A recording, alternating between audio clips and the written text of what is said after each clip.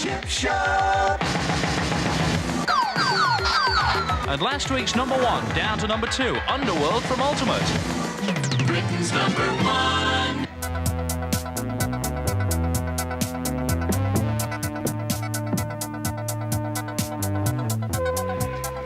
This Christmas, we'll spend over £30 million on home computer games.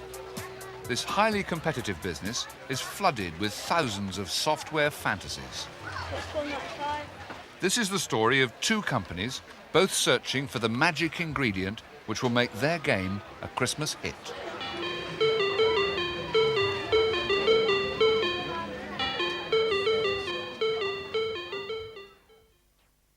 Imagine Software only started making computer games 2 years ago, but by early 1984, their turnover is already millions of pounds a year. Games like Arcadia have brought their founders instant success and rich rewards.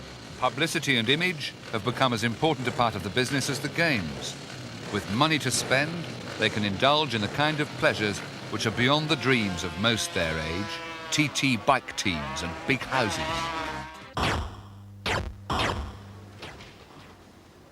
By May 1984, the company has grown so rapidly that it employs over 70 people producing computer games.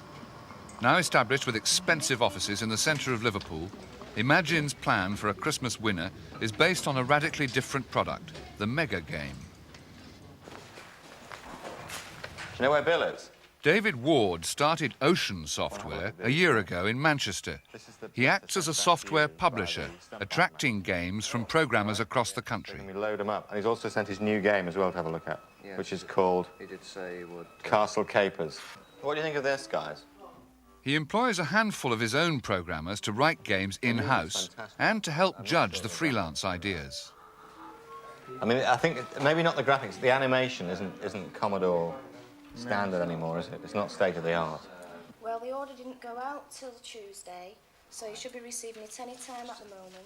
David Ward has high standards. He rejects 99% of what arrives at Ocean every month.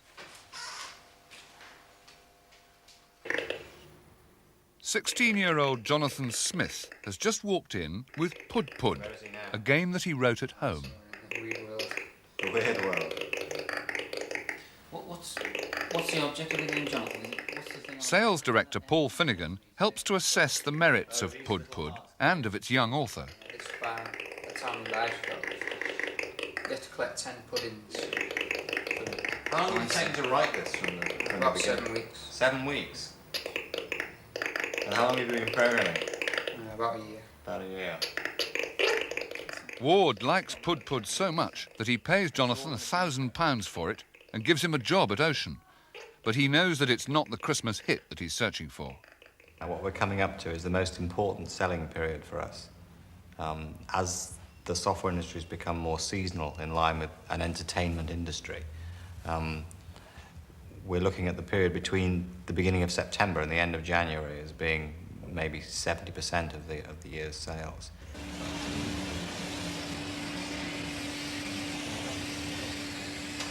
At Imagine, everybody's in early as the plans for the new mega game take shape. With so much competition, they recognise the need this year to create something completely different. Well, if you look at a normal cassette game, at the moment, or as it was, we've come to the limits of the machine. Whatever machine it's for, you cannot go any further. So you've got 480 software houses in Britain producing the same version of the same game. Although it looks slightly different, they call it another name. It's still all the same. We wanted to do, as we said 2 years ago, something different. And this is it, Bandersnatch, the ultimate adventure game, which, when it's finished, Imagine claim, will take you into a fantasy world. The secret of Bandersnatch's power is a special piece of electronics, a hardware add-on to the home computer, which eventually will be reduced to a small cartridge and sold with the game. As the only programmer on the team over 30, John Gibson is known as Grandad, and for the moment he's struggling with an animation problem. Okay, he's functioning all right now. He's going at a proper speed, and that's the policeman. He's going at a proper speed as well. Now, what I was trying to do was to compensate for the fact that the speed changed when he moved into a new scene and the code's not working properly, so when he goes into the new scene, everything's suddenly going at terrific speed. So, that is a bug. Damn it. We've done things like, we've got cartoon animation in the game, which you couldn't get in an ordinary computer. We've got real sound in the game, and we've got real control of a full life of animated figure, which you can do literally anything you want with. I don't know, maybe that one is... Artists and programmers are rushing to get the story and the characters finished. First drawn on paper, the full-size figures are then put into the computer. Using this cast, the teams can then devise the mythical world that the characters will inhabit. An elaborate maze of tunnels, landscapes and hazards which will become the scenes of the adventure. Turn that way. And leave a bomb or something. That's all he's got to do. And get out quick. Where does that one go? To go to that one? Yeah. Sure. Why is it going to get D in? Why can't you come back up again?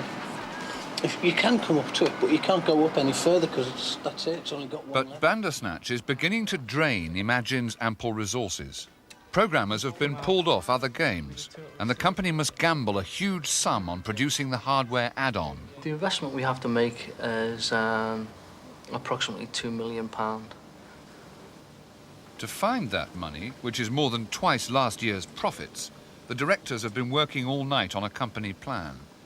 Inevitably, they're using computers to help them to produce a funding proposal which they hope will attract the investment they need. But this is a young industry with new companies forming every month, and traditional investors are suspicious of its bizarre nature. So that's the only snag. If you want to come to the show with me, you have to wear that. At Ocean, David Ward is still looking for his Christmas hit. Front runners are sequels to last year's successful games, Kong and Hunchback. Feet have kind of gone a bit slack. 18-year-old Tony Pomfrey is one of the 8 resident programmers at Ocean. He's busy keying in the instructions which will set new hazards for the hunchback Quasimodo to overcome. Well, the objective is, yet again, you're Quasimodo, and you have to manage to rescue Esmeralda, which is stranded in the belfry. There's a lot of obstacles facing you, such as bats that fly around and knock you off ropes and things. Spiders, which bite and kill you as well. This blob is supposed to be a hunchback, although he hasn't actually been drawn yet. The idea is you have to try and walk over the top of these bells, and you can see them. It's taken about a week to manage to get the basic idea together and to actually get the rope swinging and the guy jumping. It's taken about 3 days. He will be going up and down. Oh yeah, he's got to be able to shin up the rope, even though the rope itself... the rope will be moving up and down. Will he move up and down with it? Yeah. Oh, yeah.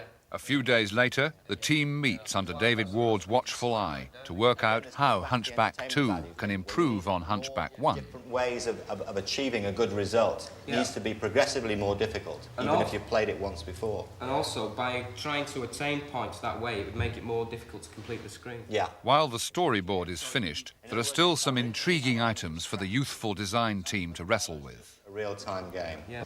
What about the other characters that we're involving here, the other elements of the game? The spiders, the bats.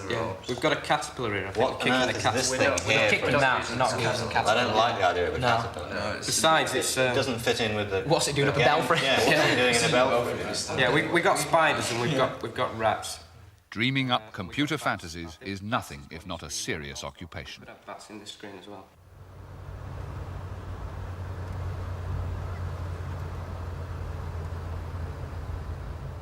But selling computer games is a seasonal business, and this summer is particularly difficult for Imagine's sales manager Sylvia Jones.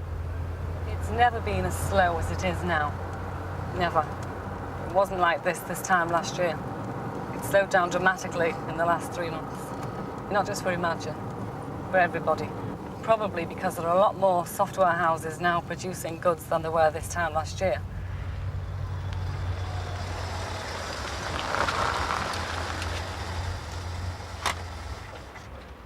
Sylvia has come to see Imagine's Birmingham distributor.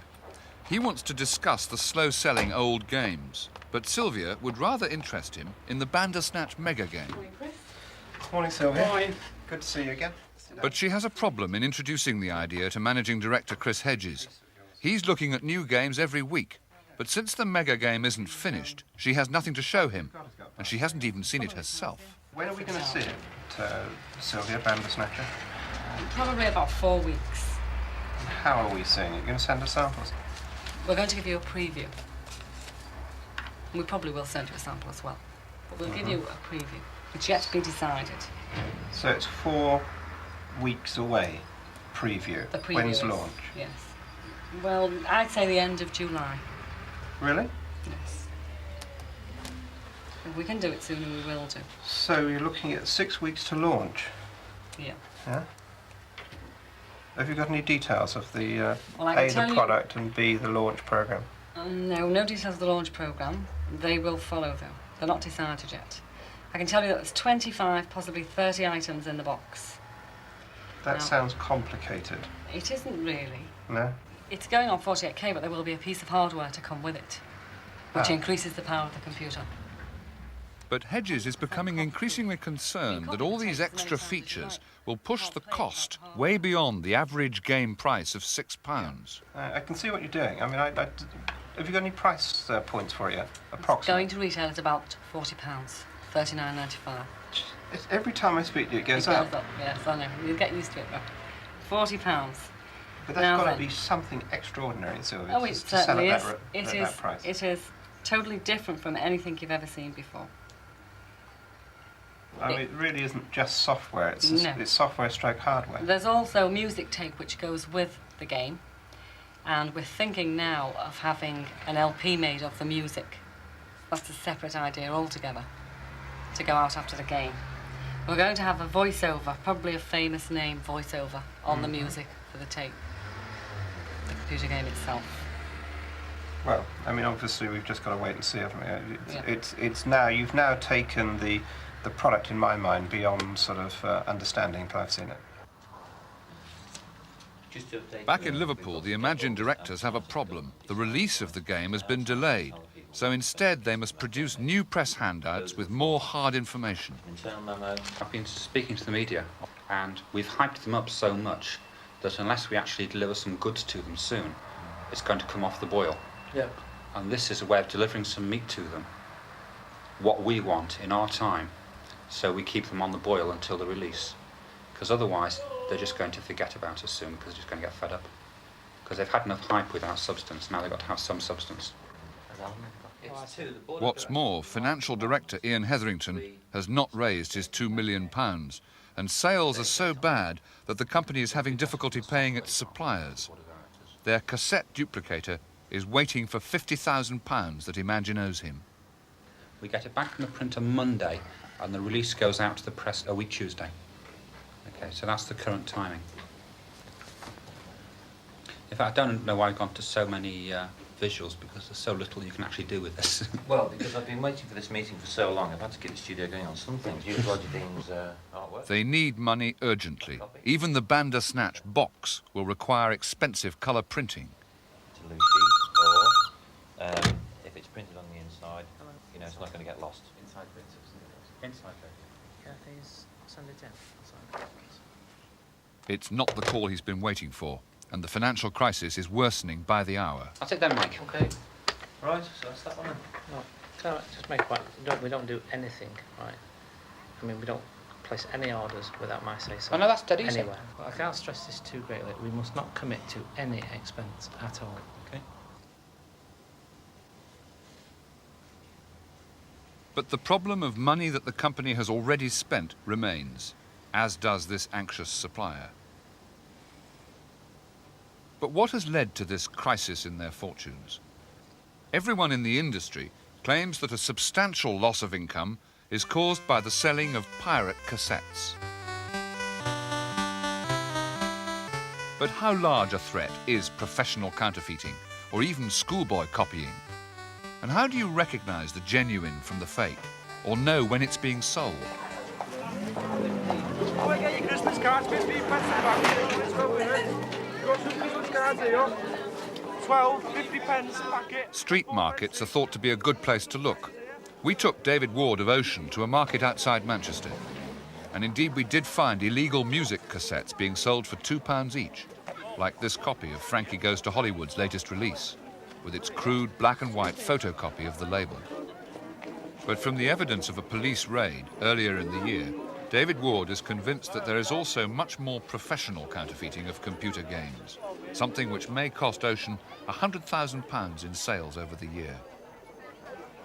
We have here a couple of tapes. This is one of our top-selling games of last year, Hunchback.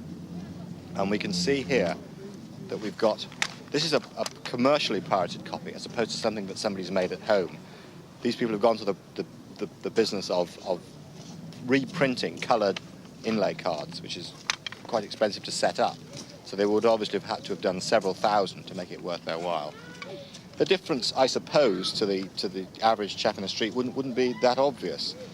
On the left here is the real thing, and on the right is a very professional piece of computer piracy. Now, with this kind of situation, we obviously suffer a commercial loss because the total number of programs sold are dramatically affected by the fact that we're not making all the programs that are sold. That isn't quite the same situation as what's called home copying, where a chap borrows his neighbour's cassette and reproduces it for himself. I think our real problem in the industry is people making copies for gain on a large scale rather than the odd schoolboy at home copying. Although I don't condone that, I don't think it's as big or as significant. And I think in a way it's an endemic part of computer hacking that kids will try and get into a tape, and it's part of the whole industry of computing and that sort of thing. But it's doubtful whether Imagine's problems are anything to do with piracy, schoolboy or professional, and the outlook now looks bleak. The only director left on the premises for the past week seems resigned to a gloomy future. As you can see, it's fairly empty. I think a lot of people are going to the pub quite early these days. But they've had the video cassette recorder playing this morning. They've all been watching an American Werewolf in London. And you see they've been making flags and decorating the place generally instead of doing work. Because why bother? They all know that, there's no point.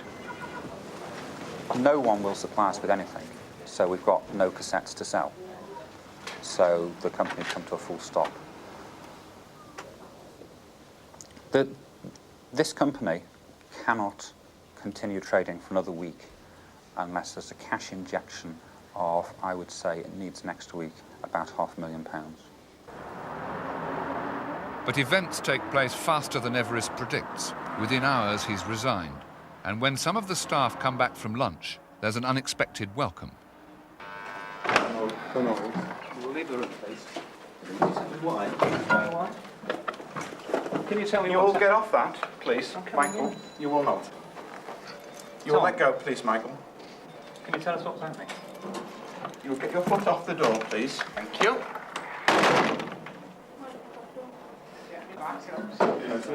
Agents of the bailiff have moved in, and no one seems to know who's running the company. Eh? Why can't we come in? Why not?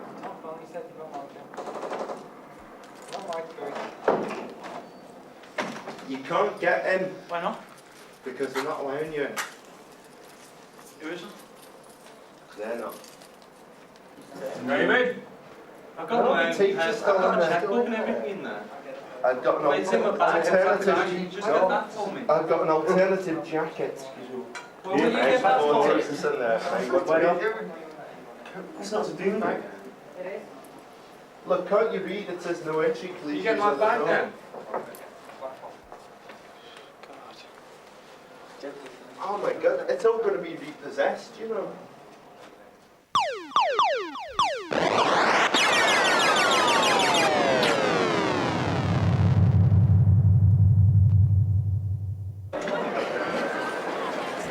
Hi, I'm the Hulk. Have an autograph. Meanwhile, the show goes on. The giant personal computer world exhibition has arrived at Olympia.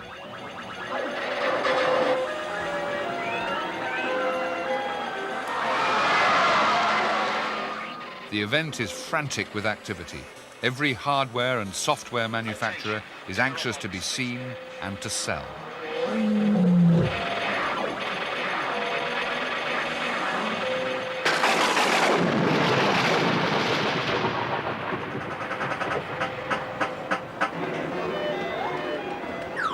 It's the biggest of the computer shows, and this is the last chance for the industry to exhibit ideas before Christmas.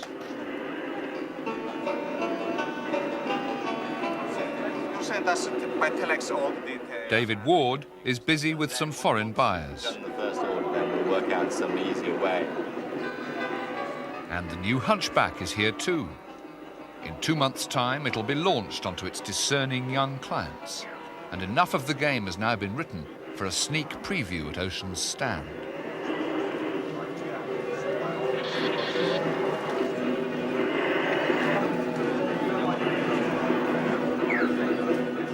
We're really showing it to show what's wrong with it. One of the advantages of coming to a show is you can get opinions from people who are actually going to be the buyers. I think sometimes in this industry we forget about the fact that we're making all this product, these programs, to entertain and stimulate and hopefully please people who are actually computer users who are going to buy them.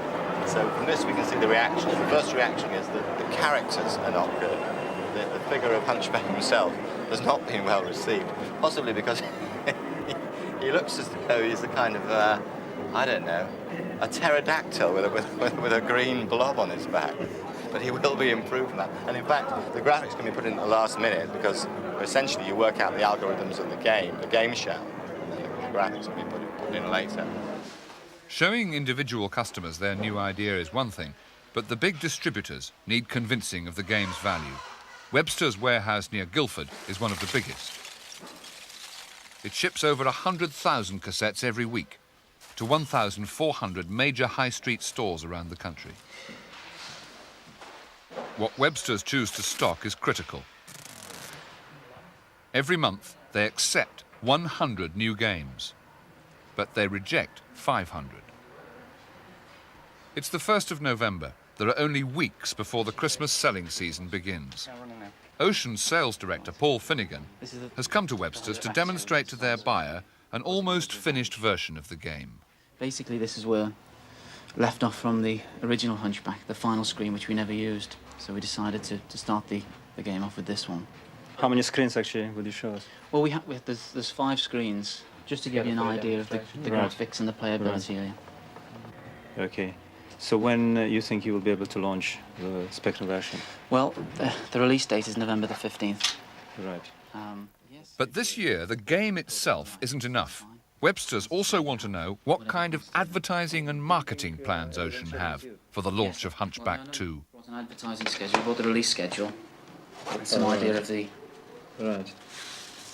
leaflets that we're about to launch. Again, we can supply these to you in any sort of quantity. Right. That's the Hunchback. Do you have any other point of sale material, for example, badges? We don't. No, we don't have any badges or hats or anything at the moment. No.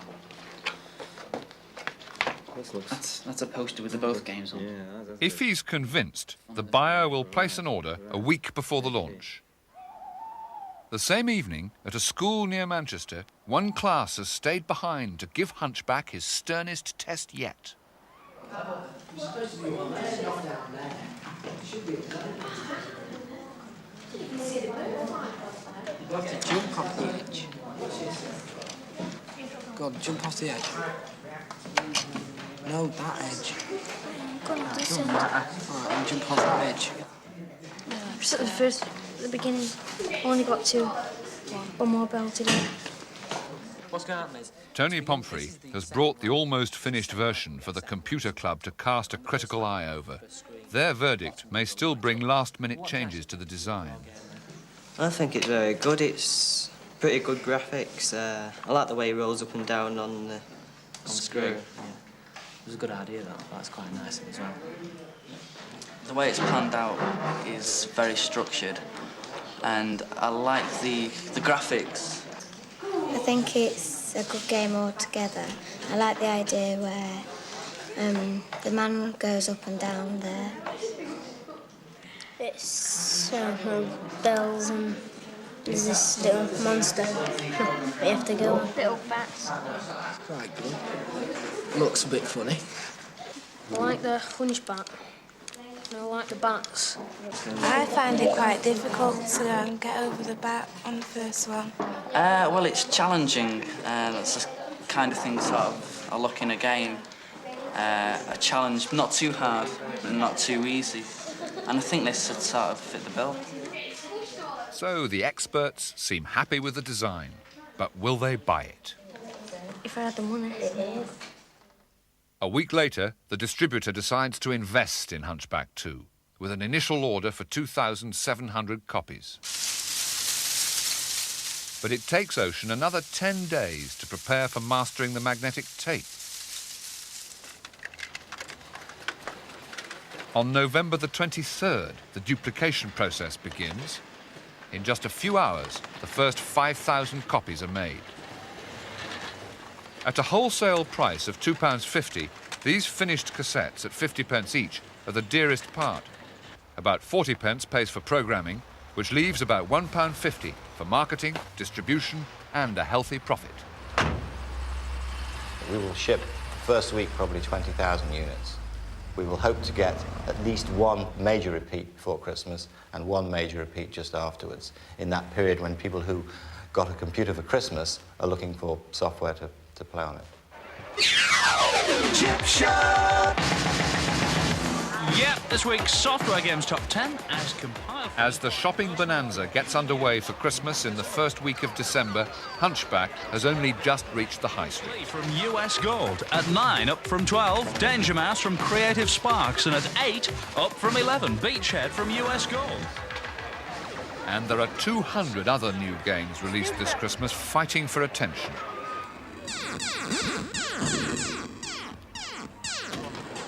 If Hunchback is to make it to number 1, the shops will have to sell 60,000 by January.